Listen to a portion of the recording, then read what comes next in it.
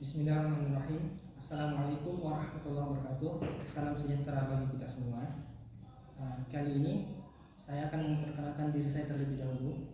Nama saya Syamsuddin Maskud dari Prodi Matematika, jurusan Matematika, Fakultas Matematika dan Ilmu Pengetahuan Alam, Universitas Negeri Makassar. Kali ini saya akan mendeskripsikan atau menjelaskan salah satu mata kuliah yang saya ampu di kampus ini, yaitu mata kuliah pengantar alias real dengan beban SKS sebesar 3 SKS.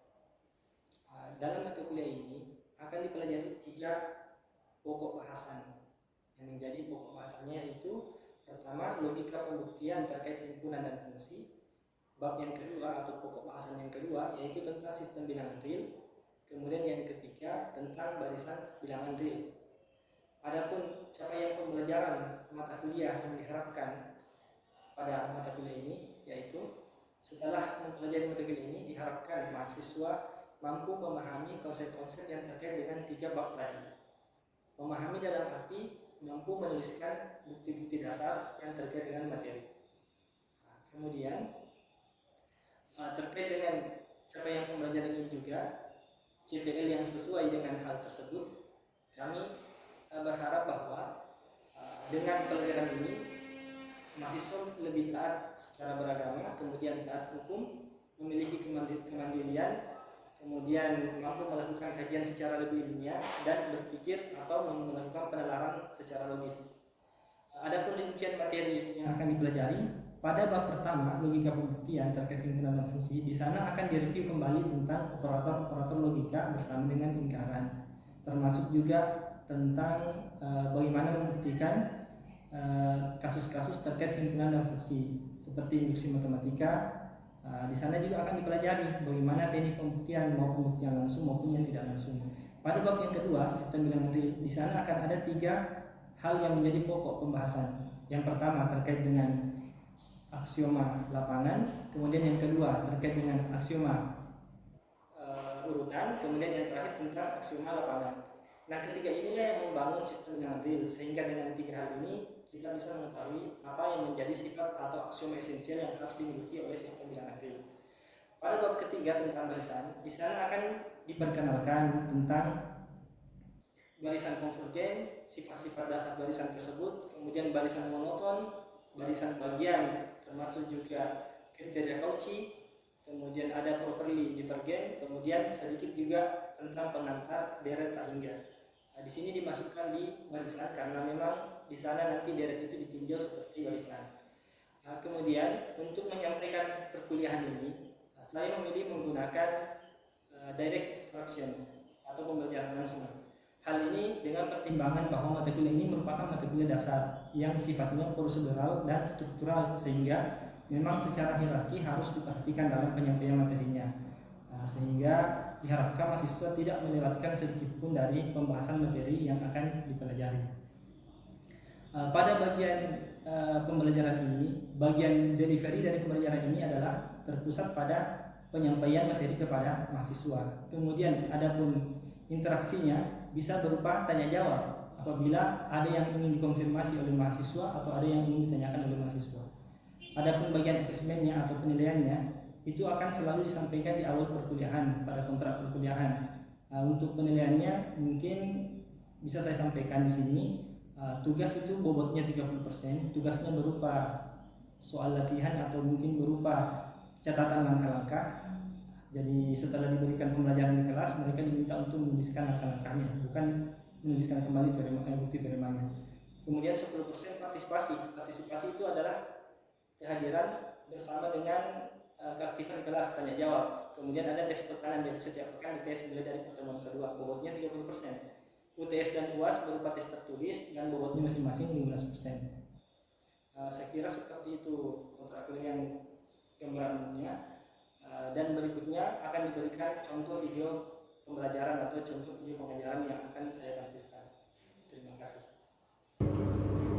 Bismillahirrahmanirrahim. Assalamualaikum warahmatullahi wabarakatuh. Selamat pagi. Waalaikumsalam warahmatullahi wabarakatuh. Pagi Pak. Baik, untuk kali ini kita baru memulai perkuliahan atau pertemuan pertama, sehingga mungkin saya akan menyampaikan sedikit tentang tentang aturan kuliahnya. Saya kira untuk perkenalan diri dari saya tidak perlu karena ini sudah semester berapa, harusnya sudah kenal. Kemudian untuk materinya ini, kontraknya itu tidak boleh terlambat kuliah. Kemudian kalau terlambat yang boleh itu kalau dia dimaklumi. Kemudian untuk penilaiannya, komponennya itu ada tugas sekitar 30%. Kemudian ada juga tes pekanan, jadi setiap pekan nanti tes, kecuali pekan ini karena ini pertemuan pertama. Setiap pekannya tes mungkin sekitar 10 menit di awal perkuliahan.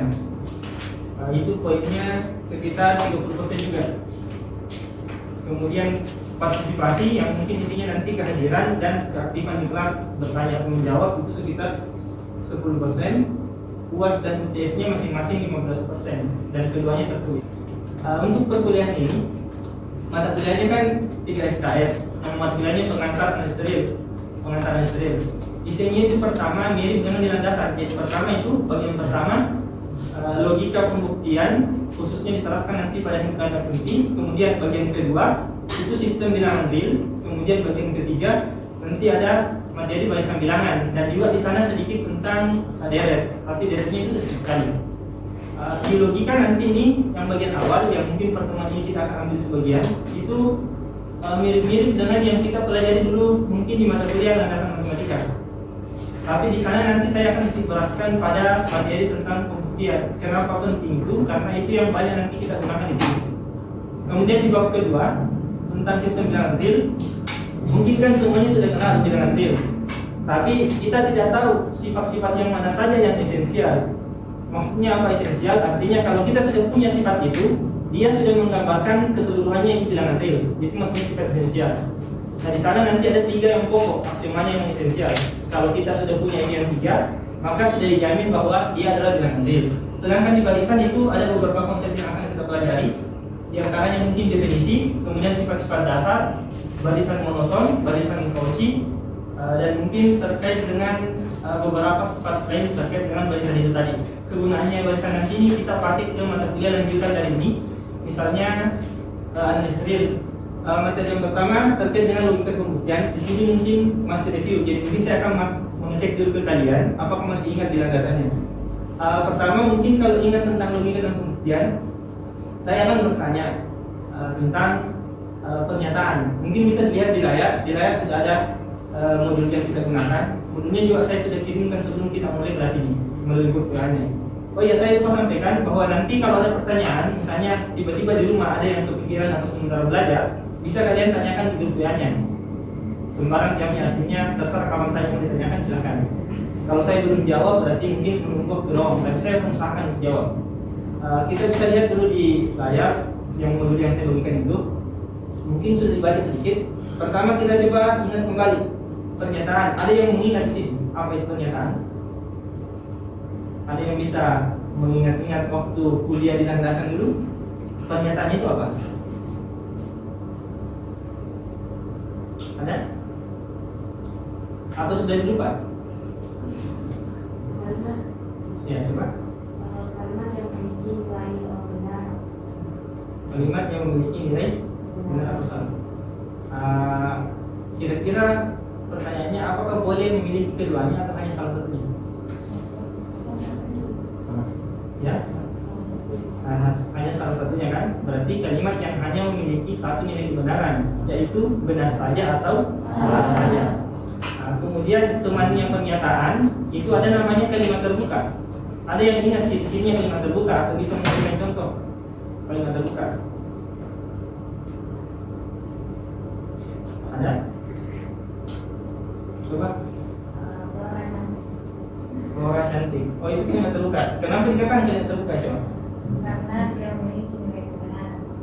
Apa maksudnya mengatakan orang cantik? Kemudian mengatakan kita cantik milik Karena itu buat sebuah opini pada tidak ada kayak bisa jadi dia kok benar sama orang yang mengatakan langsung bisa jadi juga orang lain berpandangan lain. Oh iya bagus. Jadi contohnya sudah benar bahwa pernyataan, pernyataan saya yang salah. Kalimat Flora cantik itu termasuk kalimat terbuka atau bukan pernyataan. Kalau masalah benar atau tidaknya itu atau anggapannya seseorang itu nanti Flora bisa selesaikan di luar bersama ini apakah dia jujur atau bercanda tadi ya. Tapi kalau sifatnya pendapat, artinya keseluruhan orang tidak memahami hal itu sama, maka kita tidak bisa langsung katakan dia sebagai pernyataan. Nah, kemudian kalau dalam matematika kalimat terbuka contohnya itu ciri-cirinya yang ada variabelnya. Misalnya saya katakan X sama dengan 1. X itu kan variabel. Kita tidak bisa menilai itu. Kita tidak bisa menilai itu benar atau salah. Kalau X-nya betul-betul diganti dengan 1 ya benar. Tapi kalau X-nya diganti dengan 0, 0 sama dengan 1 benar atau salah? Salah. Kan begitu modelnya. Nah, saya kira itu cukup untuk pernyataan dan kalimat terbuka. Selanjutnya operator di logika sama. Kita pernah mempelajari tentang konjungsi, disjungsi, implikasi. Pertama, mungkin kita langsung saja gunakan yang istilah ininya ya. Untuk negasi seperti di atas nanti kita akhirkan. Ada yang konjungsi disjungsi itu kan simbolnya biasa seperti ini. Ini kalau yang begini, ini biasa dibaca apa?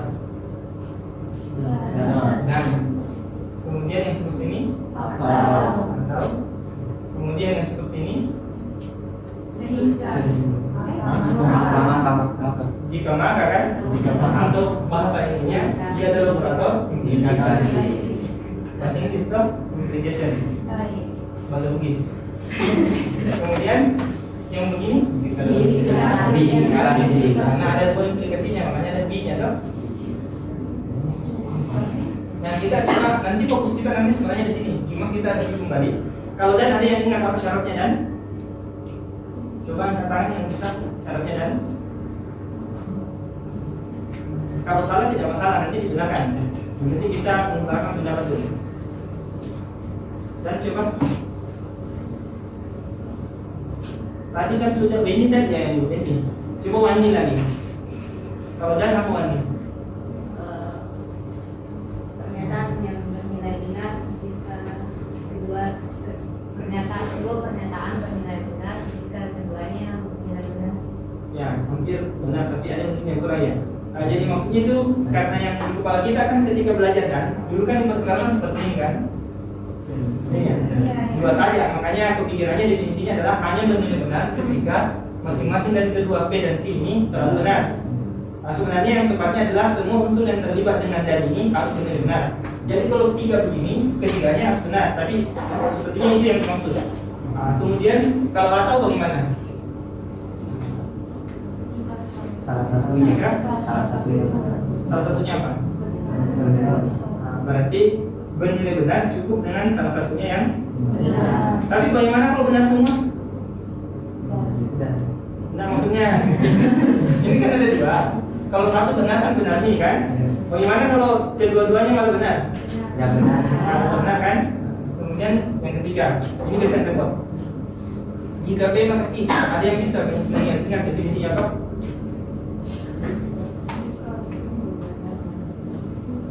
Apa definisinya? Saya kasih pengantarnya dulu. Pernyataan yang hanya bernilai salah apabila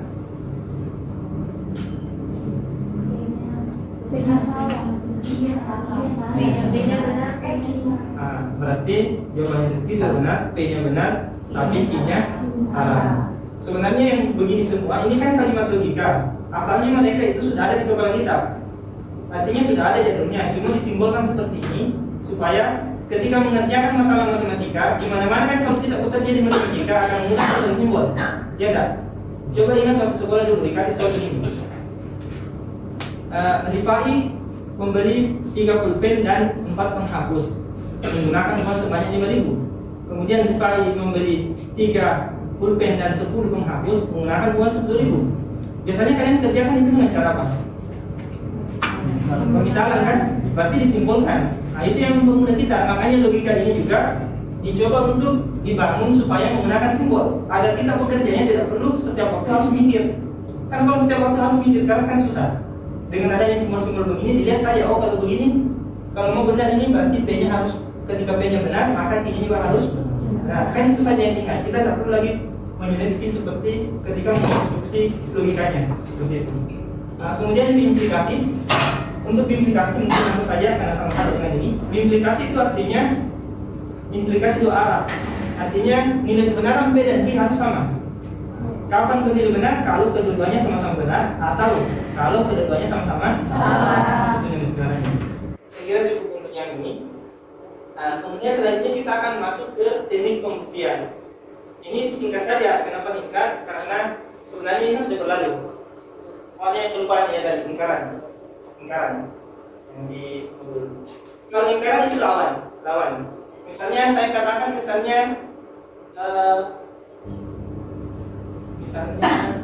2 kurang dari 3.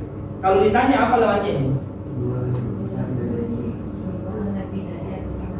Lawannya ini adalah ini tanda ekivalen, sudah familiar harus di landasan. Ini ingkaran begini. Apa tadi? 2 lebih dari atau sama dengan 3. Saya kira bisa dipahami itu. Kemudian kita mungkin ya sebelum masuk ke pembuktian kita akan masuk ke implikasi yang beberapa variasi itu. Tapi sebelum itu saya akan memberikan sedikit gambaran yang jarang diperhatikan mengenai perbedaan antara konjungsi disjungsi dengan implikasi. Kan implikasi lain sendiri modelnya. Nah yang menarik adalah ketika saya tuliskan begini, X sama dengan 2 dan X lebih besar dari 1. Pertanyaannya, ini pernyataan yang bernilai benar atau bukan? Coba, ada yang bisa berikan alasan? Kalau memang bukan, tadi siapa yang menjawab bukan? Coba, apa alasannya kira-kira karena bukan?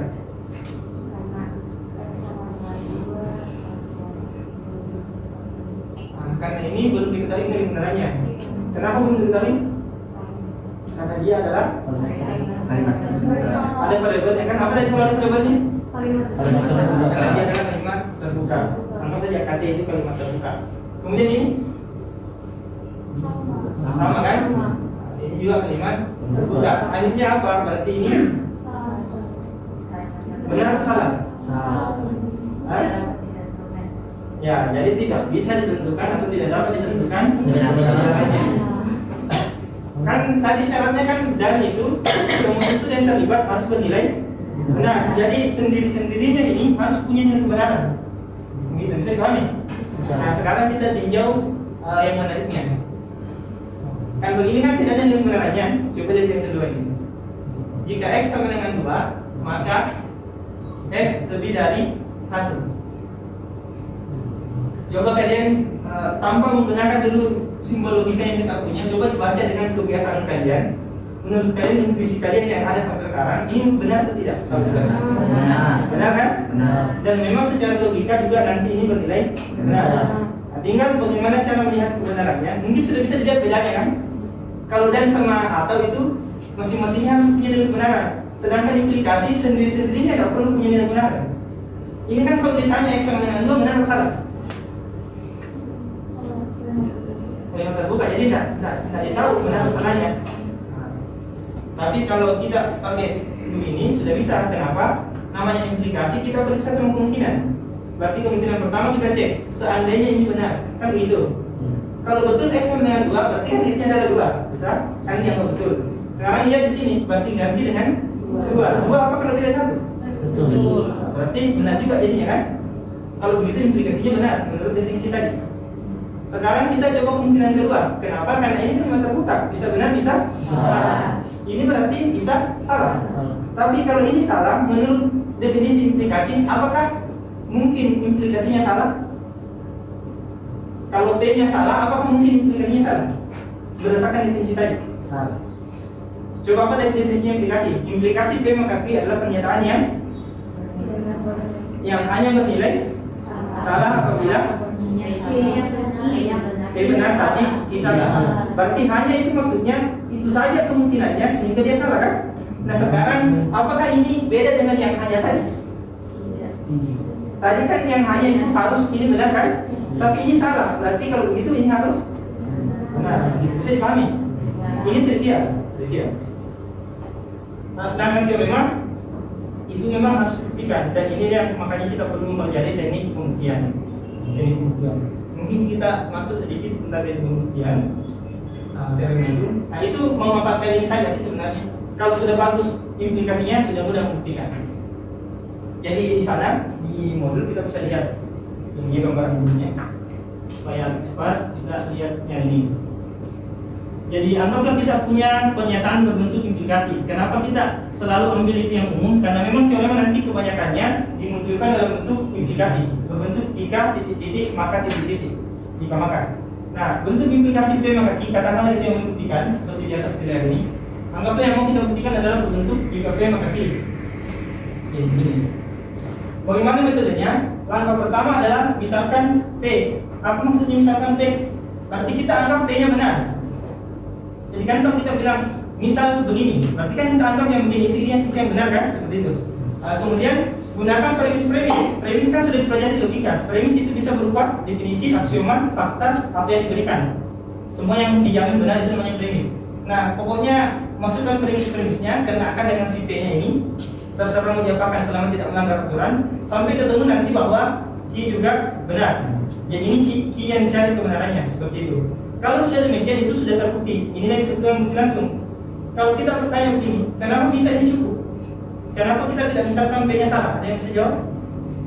Implikasi ini. Kenapa kira-kira ketika membuktikan langsung metodenya kan seperti ini? Dimanapun kalian lihat itu seperti ini metode yang membuktikan langsung. Kalau ditanya begini, kenapa misalkan P selalu begitu? Kenapa bukan misalnya misal tidak P? Ada yang bisa jawab?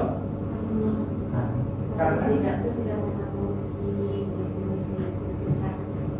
masa tidak memenuhi? Implikasi apakah P-nya tidak boleh salah? Bagaimana? Kalau misalkan salah berarti benar. Ya. Jadi kalau P-nya dimisalkan salah, menurut definisi jika P maka Q-nya selalu benar, atau bisa dikatakan trivial. Makanya ketika kalian temukan kalimat implikasi, buktinya perhatikan saja, tidak akan pernah kalian temui dia misalkan mulai dengan misalkan tidak P, tidak mungkin. Selama dia menanggung langsung. Karena logikanya untuk apa nih misalkan tidak P? Logikanya implikasi, kalau memang tidak P artinya P-nya salah, berarti kan selalu benar kan implikasinya. Tidak perlu dibuktikan. Bisa dipahami? Kalau itu sudah paham, berarti sudah bisa diterima di sana. Tinggal kita kasih contoh satu. Kalau di sini kelihatan kan di sini? Belakang kelihatan sebetulnya. Belakang. Sini saja karena ini pendek saja. Misalnya kita punya pernyataan ini. Jika anggaplah n-nya itu bilangan bulan. Jika n-nya tambah 1 itu genap, maka bagaimana dengan n kuadrat kira-kira? Tebak-tebak dulu. Genap atau ganjil? N kuadrat? Genap atau ganjil? Tebak dulu. Ganjil dong. Sekarang kita coba buktikan. Pertama, tetapkan yang mana P-nya. Namanya saja tika, maka berarti setelah tika itu adalah P. Kemudian ini Q. Istilah yang kita perlukan di sini berarti kita harus tahu apa itu genap, apa itu ganjil. Maka kita tuliskan misalnya, anggaplah itu definisinya adalah premis. Premis kan sesuai yang diyakini kebenarannya kan? Definisi kan harus benar. Kecuali kalau menuliskan hal yang salah bukan definisi namanya.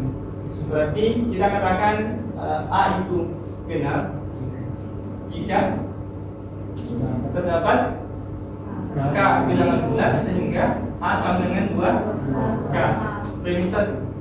Premis 2 A dikatakan ganjil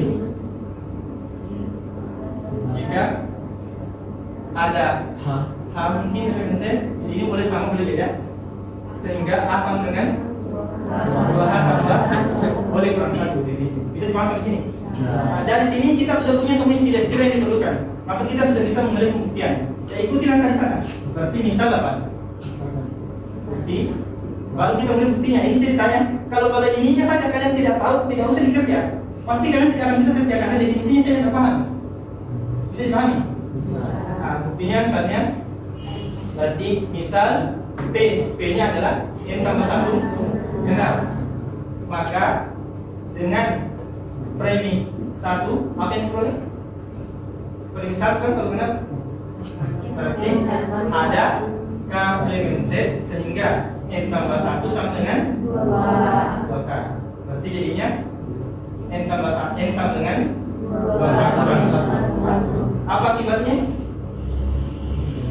Apa yang disebut sebenarnya tadi? N kuadrat. Berarti n kuadrat sama dengan 2K kurang 1 kuadrat. Apa artinya? 4K kuadrat tambah 1 tambah 1 kurang 4K dong? Ini kalau kita tulis bisa begini, 2K kuadrat kurang 2K tambah 1. Tinggal dilihat ini bulat tidak ini? Bulat. Maka dengan premis 2 terbukti bahwa N kuadrat adalah bilangan Jadi. bisa dipahami? Bisa. Seperti itu. Nanti pertemuan selanjutnya kita akan bahas tentang teknik pembuktian yang lain, yaitu pembuktian dengan metode tidak langsung. Ini kan metode langsung tadi, tidak langsung itu ada dua, ada kontradiksi dengan kontrasposisi. Supaya penasaran atau ada yang dibawa pulang, maka coba kalian tulis ini. Jika N kuadratnya ganjil, maka N tambah 1 itu benar. Coba kalian buktikan. Kalau kalian mencobanya dengan menggunakan bukti langsung, mungkin sampai kiamat mungkin repot. Mungkin tidak, namun nanti dicoba saja supaya penasaran. Nah, untuk menyelesaikan masalah ini, untuk itulah nanti perkenalkan dengan metode yang kontraposisi itu. Kontradiksi juga bisa sebenarnya. Cuma kontradiksi nanti serunya itu ketika melibatkan aksioma kelengkapan, misalnya seru. Mudah-mudahan yang kita belajar ini bermanfaat. Mungkin cukup untuk pembelajaran hari ini. Ingat, pekan depan itu di awal pertemuan kita tes, jadi kalian harus belajar. Yang dipelajari itu yang mudah-mudah saja, jadi biasanya nanti yang mudah. Nanti susahnya pas ujian. Kan kalau mudah-mudah semua kan tidak menantang. Gitu. Saya kira cukup. Mohon maaf atas kekurangan. Assalamualaikum warahmatullahi wabarakatuh. Waalaikumsalam warahmatullahi wabarakatuh.